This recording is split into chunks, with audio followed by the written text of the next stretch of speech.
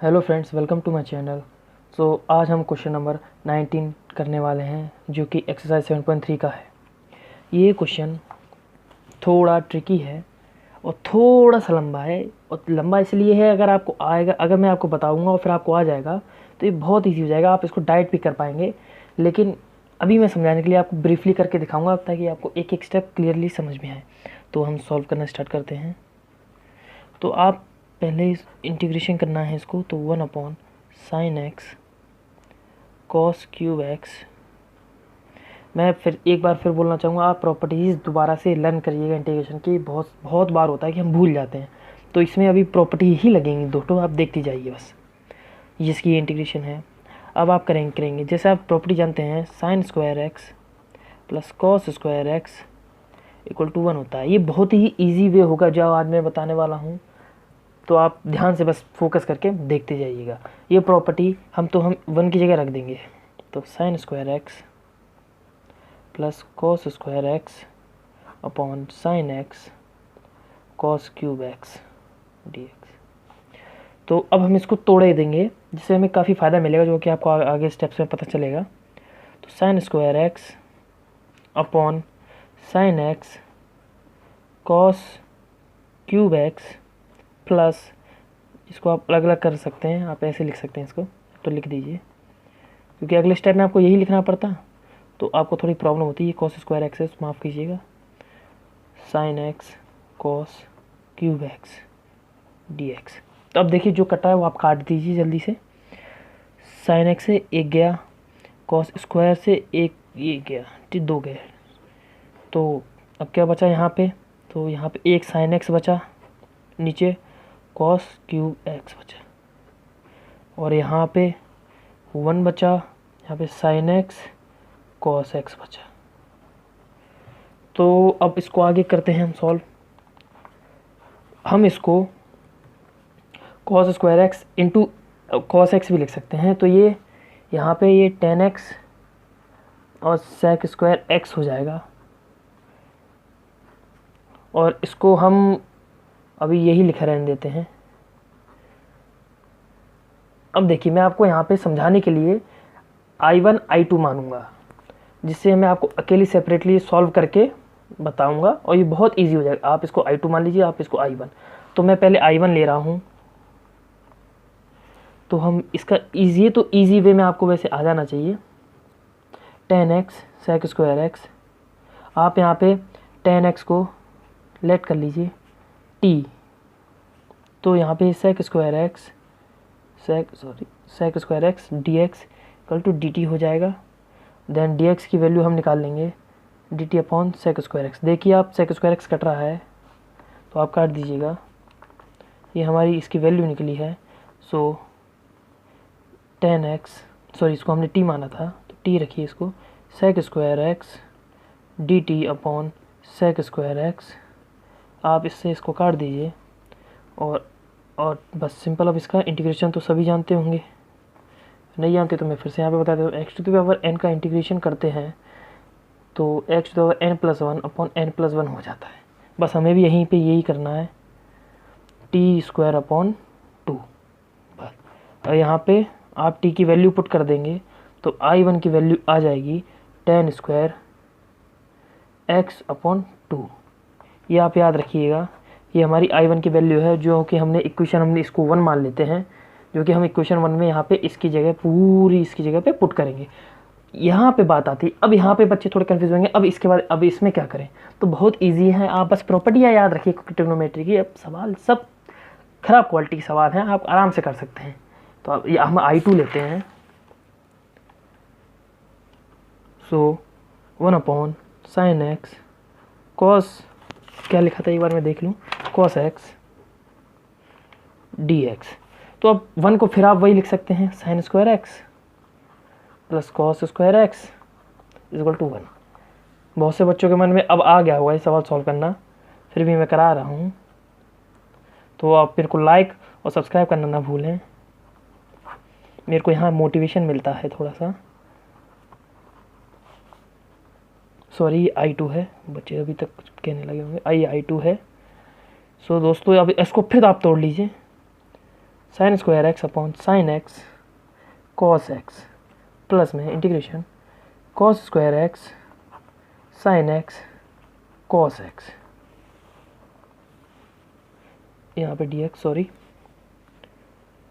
I two is equal to, अब देखिए पहले आप काट दीजिए जो यहाँ पे कटा है, इससे ये गया, इससे ये गया, तो क्या बन गया, ये tan x बन गया, tan x dx, और ये यहाँ पे cot x बन गया, cot x dx, और इसका इंटीग्रेशन हम जानते हैं बाय प्रॉपर्टी, इसका इंटीग्रेशन tan x का log sec x,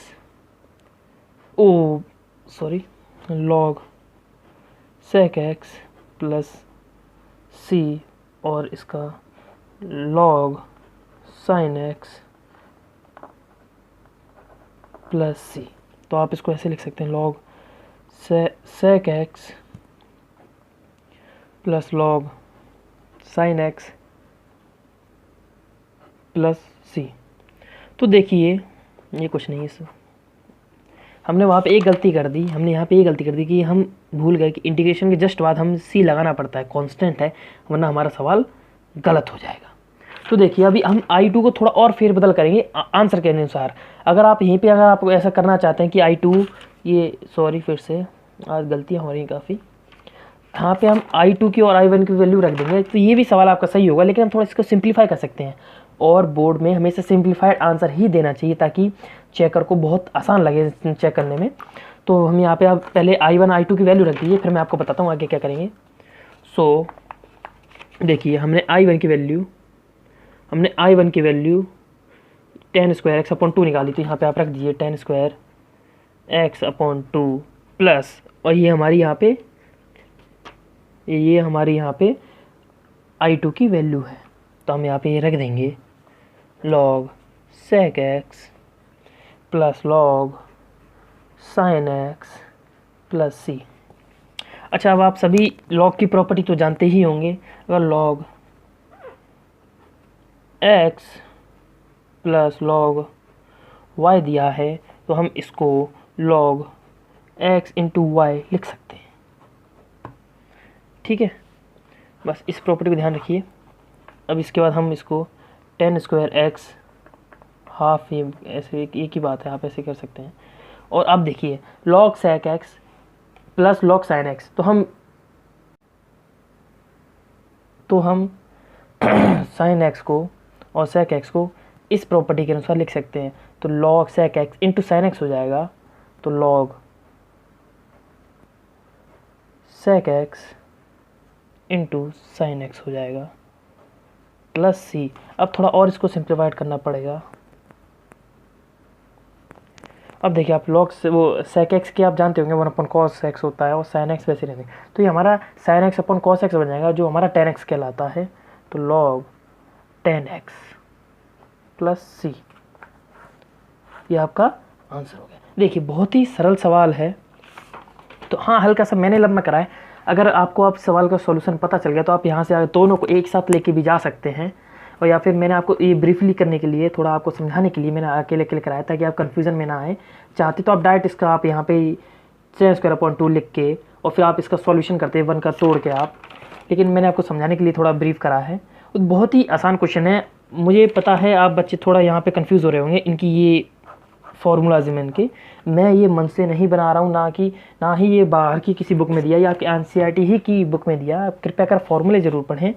आप बस पीछे जाइए, देखिए ये दिया यहाँ पे cot x का integration with respect to dx, तो यहाँ पे ये देखिए आपको log sin x और tan x का भी पीछे दिया है, और इनका प्रूविंग भी है। कृपया कर आप ये ज़रूर पढ़ा करें प्रूविंग वगैरह, इससे आपका माइंड शार्प होगा और थोड़ा लंबा आप कर पाएंगे सवाल को। अगर आपको सवाल का फॉर्मूला नहीं पता तो आप बेसिक से भी कर पाएंगे। ये सवाल मैंने पूरा बेसिक से कराया, इसके काफ़ी तरीके 2-3 तरीके हैं करने के, लेकिन मैंने बिल्कुल बेसिक से कराया ताकि आप सबको समझ में आ जाए।